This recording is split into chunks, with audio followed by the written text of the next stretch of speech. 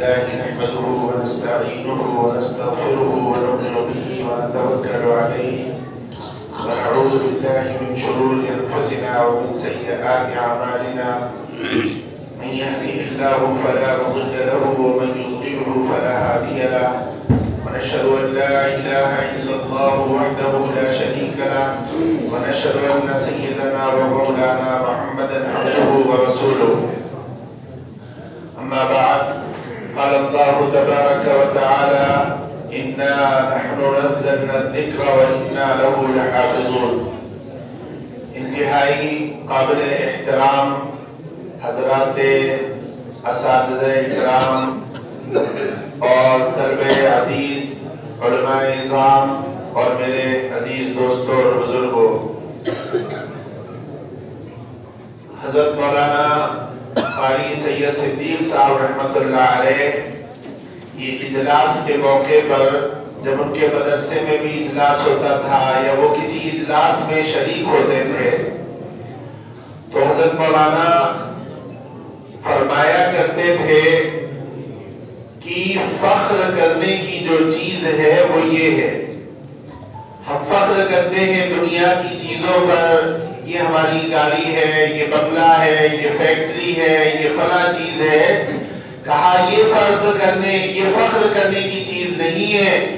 فخر کرنے کی، ناز کرنے کی جو چیز تھی وہ یہ تھی کہ آپ تمنا کرتے، آپ آرزو کرتے کہ کاش ہمارا بھی بیٹا ہوتا اور ہم نے اس کو حفظ قرآن کرایا ہوتا، اور اس طرح اللہ تعالیٰ ہمارے بیٹے کو بھی عزت دیتا اور ہمارے بیٹے کو بھی اس طرح لوگ آ کر اور ان کی پگڑیاں باندھتے، دستار فضیلت باندھتے، اور یہ تو یہاں پر ہوگا، پھر ماہ رمضان ہو، پھر ماہ رمضان میں سارے لوگ پیچھے کھڑے ہوں، آپ کا بیٹا آگے کھڑا ہو اور وہ سب کو قرآن سنا رہا ہو، اللہ کا کلام سنا رہا ہو.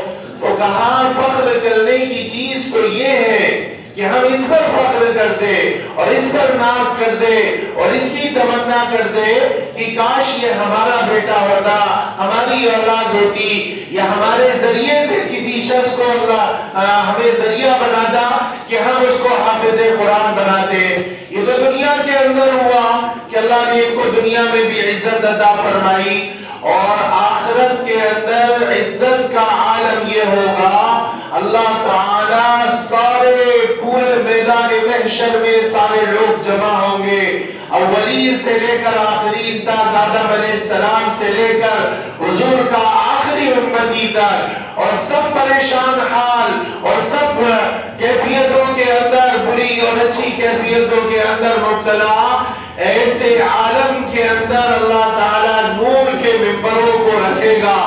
نور کے ممبروں پر ان حفاظ کے والدین کو بٹھائے گا، اور ان کے والدین کو کیا عزت دے گا.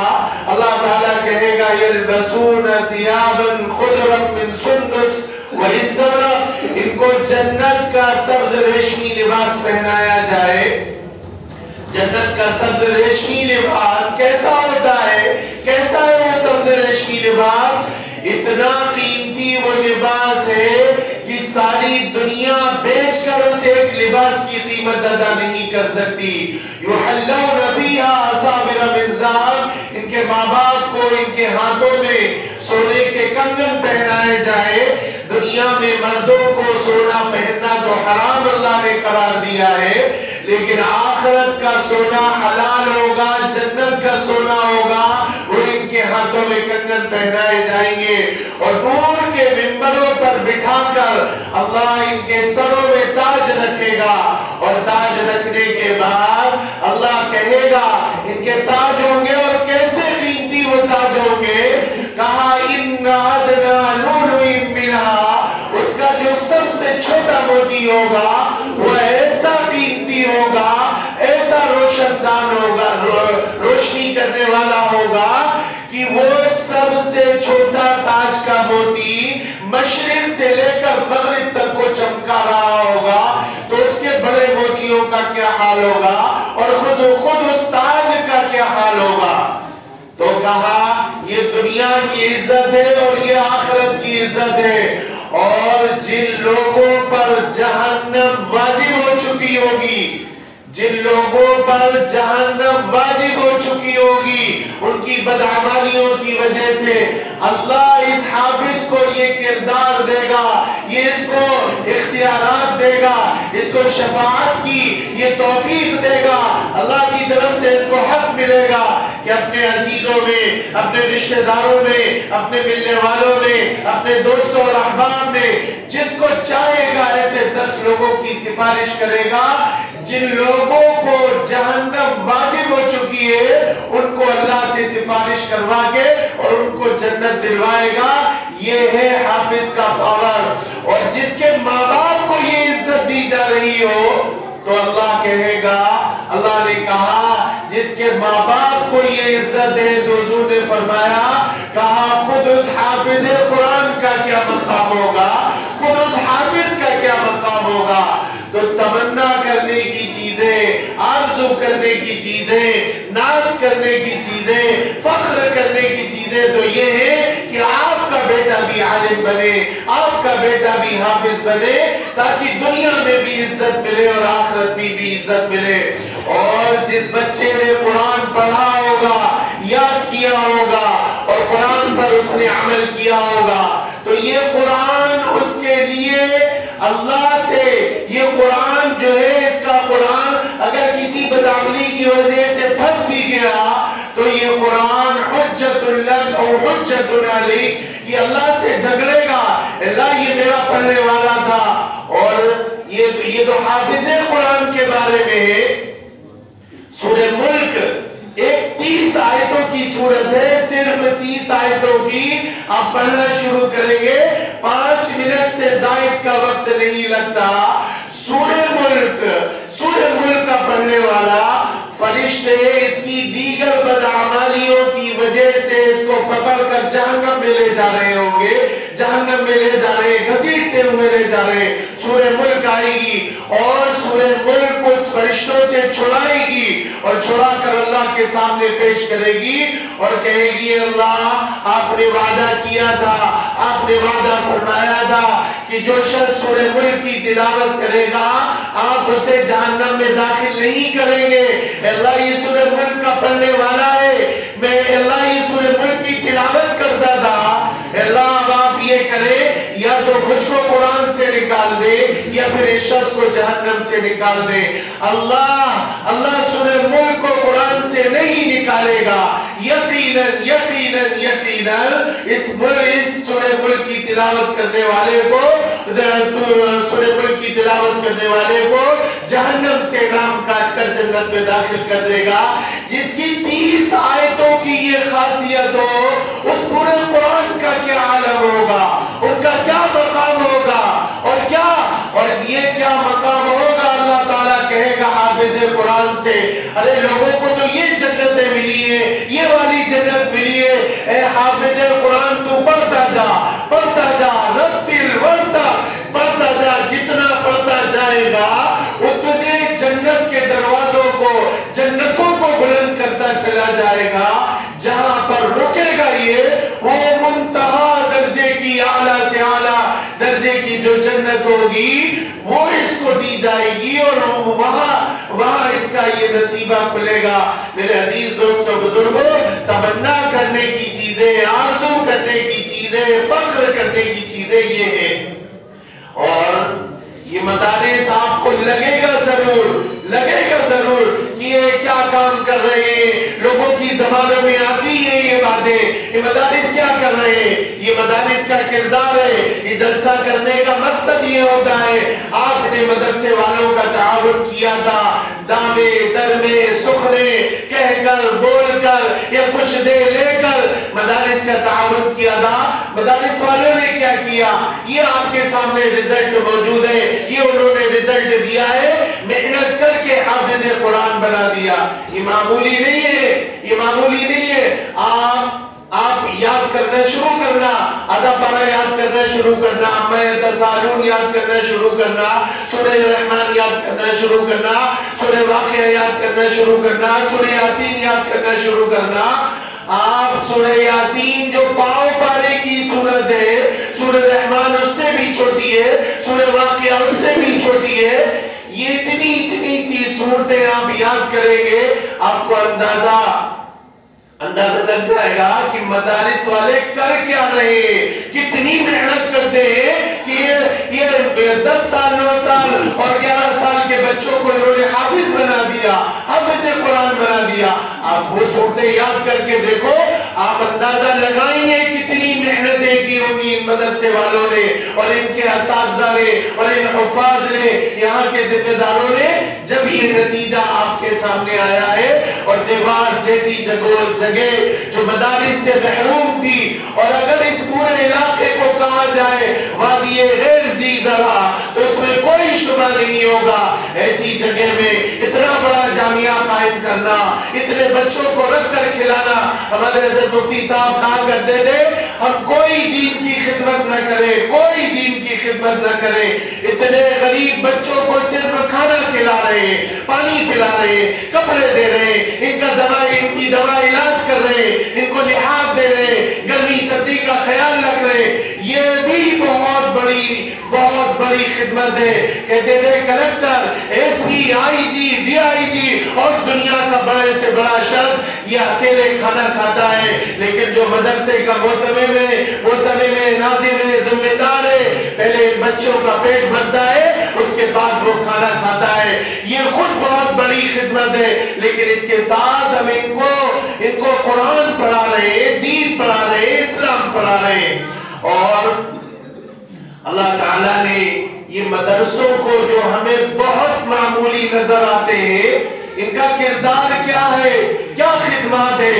بہت مختصر میں، چونکہ آپ کا یہ کھانے کا وقت ہو گیا ہے، بڑے لمبے وقت سے آپ بیٹھے ہیں جی، تو چاہ رہا تھا بہت تفصیل سے بات کریں، لیکن کھانے کی وجہ سے بہت مختصر کر رہا ہوں. یہ مدارس کا کردار آپ پہلے دو چار واقعات سنا دیتا ہوں، اس سے اندازہ ہو جائے گا. ایک ملک ہے جس کا نام ہے اندلس، آج کی زبان میں اس کو پیرس کہتے ہیں، اس سے پہلے اسلامی نام جو اس کا تھا وہ اندلس تھا. یہاں پر مسلمانوں نے 800 سال حکومت کی ہے. 800 سال تک پیرس کے اندر مسلمانوں کی حکومت تھی، اور پورا کا پورا ملک مسلمانوں کا تھا، اور ایسی شاندار خدمت انجام دے رہے تھے وہ. آج بھی دنیا کی بڑی مسجدوں میں ایک بڑی مسجد جامعہ قرطبہ پیرس کے اندر موجود ہے. آج وہ گرجا گھر میں تبدیل ہو چکی ہے. ایسی شاندار حکومت کرنے کے بعد انگریز اس پر مسلط ہوئے، اور انگریزوں نے اس ملک پر قبضہ کر لیا. وہ ایک لمبی داستان ہے، قبضہ کر لیا، اور آج پیرس کے اندر اذان دینے والا پورے ملک میں کوئی نہیں ہے. پورے ملک میں کوئی نہیں ہے. پورا ملک جہاں پر 800 سال تک اسلام کی عظیم خدمت انجام دی جا رہی ہو، آج اس ملک میں اذان دینے والا کوئی نہیں ہے. جن لوگوں کو جو باہر سے گئے ہیں، اگر ان کو جمعہ پڑھنا ہوتا ہے، سعودی ایمبیسی کے ایک حال میں جمعہ ہوتا ہے، وہاں پر وہ لوگ جمعے کی نماز پڑھتے ہیں. باقی پورے ملک میں ایک بھی مسجد نہیں، کوئی اذان دینے والا نہیں. جہاں دنیا کی سب سے بڑی مسجد جامعہ قرطبہ اس وقت کی موجود ہے، آج بھی اس کے مینار، آج بھی اس کے گنبد اور اس شاندار عمارت بنائی تھی. آج تو مائک سے ہم بات کر کے اپنی بات پہنچا رہے ہیں، یہ تو ابھی کی ایجاد ہے، 100-200 سال ہوئے اس کو پیدا ہوئے. لیکن جب جامعہ قرطبہ بنائی گئی تھی، ایسی عظیم الشان وہ مسجد ہے، منبر پر آج بھی لوگ جاتے ہیں، ایک کا سکہ، گرٹ کا سکہ ایسے پھینکتے ہیں، وہاں سے جو کھنکھنانے کی آواز آتی ہے، مسجد کے آخری حصے میں دنیا کی سب سے بڑی منزل اس کے آخری حصے میں ہوئی، اس کی آواز سنائی دیتی ہے۔ ایسی عظیم مسجد مسلمانوں نے بنائی تھی، لیکن آج وہ چرچ بنائے، عیسائیوں کا گرجا گھر ہے، اور کوئی اللہ کا نام لینے والا وہاں پر نہیں ہے۔ اقبال نے علامہ اقبال کہتا ہے زندگی میں اتنی تکلیف کہیں بھی نہیں ہوئی جتنی جامعہ قرطبہ میں پہنچ کر اور وہاں مسلمانوں کی تاریخ آن شان بان کو دیکھ کر جو دل جلا ہے اور جو دل کو رونا آیا ہے، ایسا میں کبھی بھی نہیں رویا۔ 850 سال مسلمانوں کی حکومت کو ختم کر دیا، نیست نابود کر دیا۔ یہی پلان لے کر انگریز ہندوستان میں آئے تھے، یہاں بھی 850 سال ہو گئے تھے مسلمانوں کو حکومت کرتے ہوئے، اور یہاں پر 850 سال مسلمانوں نے حکمرانی کی، اور ان کا جی چاہا یہاں سے اسلام پل رہا ہے، بڑا ہو رہا ہے۔ ہندوستان کی یہ شان تھی، حرمین کی تنخواہ ہندوستان سے دی جاتی تھی، بھوپال سے دی جاتی تھی، ٹوک سے دی جاتی تھی، اور بھاولپور سے دی جاتی تھی۔ حیدرآباد میں مکہ مارکیٹ بنائے، یہ پورا کا پورا وقف ہے حرم کے لیے، یہاں سے حرم کی تنخواہیں دی جاتی ہے۔ یہ تو سعودیہ والے ابھی 72 سے ان کا پیٹرول نکلا ہے تو مالدار ہوئے، ورنہ تو ان کی یہ حالت نہیں تھی۔ ہمارا ملک وہاں کی خدمت انجام دیتا تھا، اماموں کو تنخواہ، صفائی کرنے والوں کو تنخواہ، وہاں کے تمام انتظامات کا خرچ ہمارا ملک اٹھاتا تھا، ہندوستان اٹھاتا تھا، ہندوستان کے نواب اٹھاتے تھے، اور اسلام کی عظیم خدمت ملک میں انجام دی جا رہی تھی۔ انگریز وہاں پر تجربہ کر چکے تھے، ہندوستان میں داخل ہوئے کہ یہاں سے اگر اسلام ختم ہوتا ہے تو ملک سے اسلام ختم کرنا آسان ہو جائے گا، ملک سے اسلام ختم کرنا آسان، دنیا میں جہاں سرپرستی ہو رہی ہے اسلام کی، وہاں سے اسلام ختم کرنا آسان ہو جائے گا۔ اس لیے ہندوستان میں داخل ہوئے، 100 سال تک پلاننگ کرتے رہے، کیسے اسلام ختم کرنا ہے، کیسے اس ملک پر قبضہ کرنا ہے۔ چنانچہ وہ اپنی پلاننگ میں کامیاب ہو گئے۔ کامیاب ہونے کے بعد کامیاب جب ہوئے تو انہوں نے کیا کیا آپ اندازہ لگائے۔ دشمن تو سمجھتا ہے ہماری قدر، ان مدارس کی قدر، علماء کی قدر، ان بچوں کی قدر دشمن سمجھتا ہے، اس لیے اس نے سب سے پہلے مٹایا کس کو؟ مدارس کو مٹایا۔ دہلی کے اندر 1000 مدرسے تھے، زمین سے ملا دیے، 5 لاکھ قرآن کے نسخے اکٹھا کر کے ان میں آگ لگا دی، 60,000 علماء اکرام کو پھانسی پر چڑھا دیا۔ چاندنی چوک سے لے کر لاہور تک کوئی جی ٹی روڈ میں ایسا درخت نہیں تھا جس پہ کسی نہ کسی عالم کی لاش نہ لٹک رہی ہو۔ اور لارڈ میکالے جو ان کا وزیر تعلیم تھا، اس نے اعلان کیا، آؤ ہم نے یونیورسٹیاں کھولی ہیں، کالج کھولے، آؤ ہم اپنے تمہارے بچوں کو مفت تعلیم دیں گے، مفت پڑھائیں گے اور مفت کھلائیں گے اور مفت ان کی خدمت کریں گے، اور تمہارے بچے ہماری یونیورسٹیوں میں داخل ہو کر، ہمارے کالجوں میں داخل ہو کر ڈاکٹر بنیں گے، انجینئر بنیں گے اور فلاں بنیں گے، آؤ ہم مفت تعلیم دیں گے۔ اس وقت جب اسلام ایسا مٹ چکا تھا کہ میرٹھ شہر میں، دہلی کے اطراف کا یہ عالم تھا، تو اور عام ہندوستان کا کیا حال ہوگا؟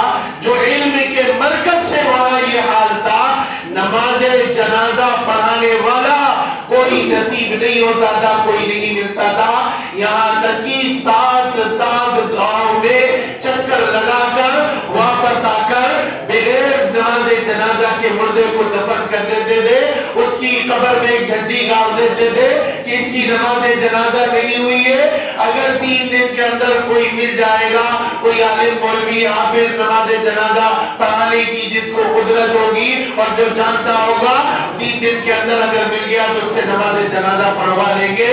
7 گاؤں میں کوئی عالم نہیں ملتا تھا، کوئی حافظ نہیں ملتا تھا، کوئی نماز جنازہ پڑھانے والا نہیں ملتا تھا۔ جب یہ حال ہوا تو حجت الاسلام حضرت مولانا محمد قاسم نانوتوی رحمت اللہ علیہ نے दारुल-उलूम देवबंद की बुनियाद रखी और दारुल-उलूम देवबंद की बुनियाद रखकर लॉर्ड मेकाले को खिताब करके उसको जवाब दिया और उम्मत मुस्लिमा से कहा तुम अपने बच्चों को हमारे मदरसे में भेजो, हम इन्हें मुफ्त तालीम देंगे, मुफ्त कुरान सिखाएंगे, मुफ्त दीन सिखाएंगे और मुफ्त पढ़ाएंगे और मुफ्त खाना खिलाएंगे, मुफ्त कपड़े देंगे, मुफ्त किताबें देंगे। और लॉर्ड मेकाले ने क्या कहा था? हमारी तालीम का मकसद ये होगा कि शक्ल और सूरत के लिहाज से, नस्ल और रंग के लिहाज से वो शख्स तो हिंदुस्तानी होगा जो हमारे कॉलेज और यूनिवर्सिटियों में पढ़ेगा, लेकिन सोच और फिक्र के लिहाज से वो अंग्रेज होगा, हमारा गुलाम होगा, हमारी सोच उसकी सोच होगी, हमारी फिक्र उसकी फिक्र होगी। इस पर हज़रत नानवी ने कहा था, आओ हमारे मदरसे में आओ, हम इस मदरसे में जो तुम्हारे बच्चों को पढ़ाएंगे ये रंग के एतबार से, नस्ल के एतबार से तो हिंदुस्तानी होंगे, लेकिन इनकी सोच, इनकी फिक्र जो होगी वो इस्लामी होगी, इस्लामी फिक्र के ये हामिल होंगे। चुनांचे मदरसा चले कैसे? मदरसा कैसे चले? इससे पहले जो मदरसा चलता था वो हुकूमत पैसे देती थी, मुसलमान हुक्मरान थे वो पैसे देते थे, बड़ी बड़ी ग्रांटें देते थे, और या किसी जगह के नवाब को वो बड़ी बड़ी रकमें दिया करते थे। किसी के ज़हन और दिमाग में नहीं था कि हुकूमत खत्म होने के बाद मदरसे चलेंगे कैसे। हज़रत नानवी रहमतुल्लाह अलैह को अल्लाह जज़ाए खैर नसीब फरमाए, उन्होंने अल्लाह से दुआ करके मांगा और उनके दिल में ये बात डाली गई कि गरीबों से और रिक्शा चलाने वालों से, रेडी चलाने वालों से 2-2 रुपए भीख मांगकर हम इस मदरसे को चलाएंगे। और उनकी तहरीक ऐसी कामयाब हुई, आज गली गली में मदरसा कायम हुआ, गली गली के अंदर हाफिज़ कुरान तैयार हुए, गली गली में उलमा तैयार हुए। और यहाँ तक नहीं, आप पूरे पाकिस्तान में देवबंद के मदारिस, पूरे बांग्लादेश में देवबंद के मदारिस, पूरे लंका में, नेपाल में देवबंद के मदारिस, भूटान में देवबंद के मदारिस, अफ्रीका में देवबंद के मदारिस, अमेरिका में देवबंद के मदारिस, इंग्लैंड में देवबंद के मदारिस, पूरी दुनिया में मदारिस का जाल फैला दिया। और ये जो आज दाढ़ी टोपी नजर आ रही है, अल्लाह का नाम बुलंद हो रहा है, मस्जिदों से अजान की आवाजें आ रही है, अगर ये मदारिस न होते, इस्लाम चीज क्या है? लॉर्ड मेकाले ने रिपोर्ट पेश की थी, कहा हमें 3 चीजें खत्म करने की इजाजत दे दो, मदारिस को खत्म कर दो, उलमा को खत्म कर दो, कुरान को खत्म कर दो, 50 साल में हिंदुस्तान से इस्लाम का नाम मैं मिटा दूंगा। चुनांचे बरतानिया ने इजाजत दे दी थी, उसने ख्वाब देखा, खत्म हो गया। हज़रत नानवी रहमतुल्लाह अलैह के उस किरदार ने उसके ख्वाब को चकनाचूर कर दिया, मिटा दिया। और पेरिस में इस्लाम का नाम लेने वाला आज कोई नहीं है, लेकिन हिंदुस्तान में जो ख्वाब देखा था उसका चकनाचूर किया है किसने? मदारिस ने। इसलिए मदारिस की कदर करो, इसको इज्जत की निगाह से देखो। आज जो हम अल्लाह का नाम जानते हैं, हुजूर का नाम जानते हैं, कुरान को जानते हैं, आपको तरावी पढ़ाने वाले मैसर है, मसला बताने वाले, आप किसी डॉक्टर के पास जाओ, मुफ्त दवा लिख देगा, मुफ्त इलाज करेगा। कोई डॉक्टर मुफ्त दवा लिख देगा। किसी इंजीनियर के पास जाओ, मशवरा नहीं देगा। कोई वकील के पास जाओ, मशवरा नहीं देगा। आर्किटेक्ट के पास जाओ, बगैर पैसे लिए नक्शा पर नहीं बना कर देगा। लेकिन किसी मौलवी के पास आए, मुफ्ती के पास आए, दुनिया जहान का मसला लेकर आए, कोई मुफ्ती आपसे 1 रुपए का सवाल नहीं करेगा। ये दीन की खिदमत को इबादत समझते हैं, ये मदारिस की खिदमत को इबादत समझते हैं, ये अल्लाह की रजा के लिए खिदमत अंजाम देते हैं। इसलिए मेरे दोस्तों बुजुर्गों, इनकी कदर करने की जरूरत है, कदर करने की जरूरत है। और हम यहाँ अगर कदर ना भी करें और चले भी जाएं, और लेकिन अल्लाह के नजदीक ये बहुत मुहतरम है। हज़रत मौलाना क़ारी सिद्दीक़ साहब रहमतुल्लाह अलैह कहा करते थे, अगर मदारिस के तलबा वली नहीं है, अगर मदारिस के असातिज़ा वली नहीं है,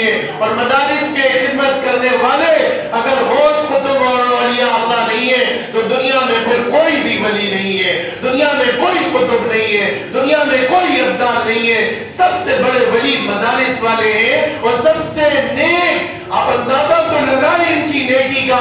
جب یہ چلتے ہیں طلبہ، فرشتے آتے ہیں اور برکت کے لیے اپنے پر زمین میں بچھا دیتے ہیں کہ یہ اس پر پیر رکھ دیں گے، فرشتے بابرکت ہو جائیں گے، جو خود ایک نور ہے، برکت ہی برکت ہے۔ لیکن ان طلبہ کی برکت ان سے اتنی اعلیٰ ہے، وہ اپنے پر بچھا دیں کہ یہ اپنا قدم رکھ دیں گے، یہ اس کو چھو لیں گے، وہ فرشتے بابرکت ہو جائیں گے۔ اس لیے ان کی قدر کرنے کی ضرورت ہے، مدارس کی خدمات کی قدر کرنے کی ضرورت ہے، اور ہم قدر نہ بھی کریں تو اللہ کے نزدیک ان کی قدر ہے۔ ہم قدر کریں گے، آپ کی سعادت ہوگی، آپ کی نیکی ہوگی، اللہ آپ کو نوازے گا، اللہ آپ کو اس کا اجر دے گا۔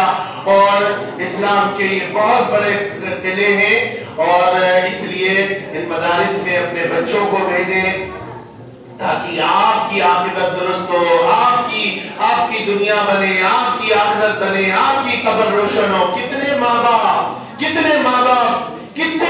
باپ ایسے ہیں۔ میرا ایک دوست ابھی کچھ دن پہلے اس کے یہاں جانا ہوا، ان کے والد کا انتقال ہوا، انہوں نے ایک بیٹے کو عالم حافظ بنایا۔ وہ کہتے ہیں میرے پورے خاندان میں میرے باپ کی قبر کوئی نہیں جانتا کہاں پر ہے۔ میرے باپ کی جتنی بھی اولادیں ہیں، یعنی میرے جتنے بھائی ہیں، بہنوئی ہیں، اور ان کے اپنے بھائی بھتیجے ہیں، ایک شخص کو میرے باپ کی قبر نہیں معلوم۔ لیکن میں بلا ناغہ پابندی سے اپنے والد پر قرآن پڑھ کر بھیجتا ہوں، بخشتا ہوں، کہیں بھی دنیا میں رہوں ان کے لیے دعائے مغفرت کرتا ہوں، اور اگر گھر میں رہتا ہوں روزانہ مسجد کی نماز پڑھ کر فجر کی، اور وہیں سے قرآن کی تلاوت کرتے ہوئے آتا ہوں، اور ان کی دعائے مغفرت کر کے جاتا ہوں۔ اگر ہم مر بھی گئے، قبروں میں بھی چلے گئے، کوئی پوری انجینئرنگ پڑھ کر اگر کوئی بخش دے، پوری ڈاکٹری پڑھ کر بخش دے، پورے آرکیٹیکٹ کی جو تعلیم ہے اس کو پڑھ کر بخش دے، ایک نیکی آپ کو ملنے والی نہیں ہے۔ اور یہ الحمدللہ کہہ کر بخش دیں گے تو اللہ تعالیٰ بے شمار اجر ان کو نصیب فرما دے گا، ان کے والدین کو نصیب فرما دے گا۔ اس لیے یہ بہت قیمتی کھیتی ہے، بہت عقل مند ہے وہ لوگ، بڑے دانا ہے وہ لوگ، بڑے سمجھدار ہے وہ لوگ، جنہوں نے دونوں جہان کی کامیابی کا سودا کیا ہے، جنہوں نے قبر کی عزت کا سودا کیا ہے، جنہوں نے میدان محشر کی عزت کا سودا کیا ہے، جنہوں نے میدان محشر اور پرصراط کا سودا کیا ہے۔ میرے عزیز دوستوں، بزرگوں، جو اس کے سوداگر ہیں، آخرت کو کما رہے ہیں، وہ بڑے قیمتی لوگ ہیں، وہ بڑے سمجھدار ہیں، وہ بڑے عقل مند ہیں۔ اس لیے میرے عزیز دوستوں، بزرگوں، ان مدارس کی بہت قدر کی ضرورت ہے۔ بہت ساری باتیں آپ حضرات سے عرض کرنا تھی، لیکن وقت جو ہے وہ بالکل عشاء کی نماز بھی باقی ہے، اور ابھی آپ حضرات کو کھانا بھی کھانا ہے، اس لیے میں بس اسی پر اکتفا کرتے ہوئے اپنی بات کو ختم کرتا ہوں۔ وآخر دعوانا اللهم لك الحمد كما أنت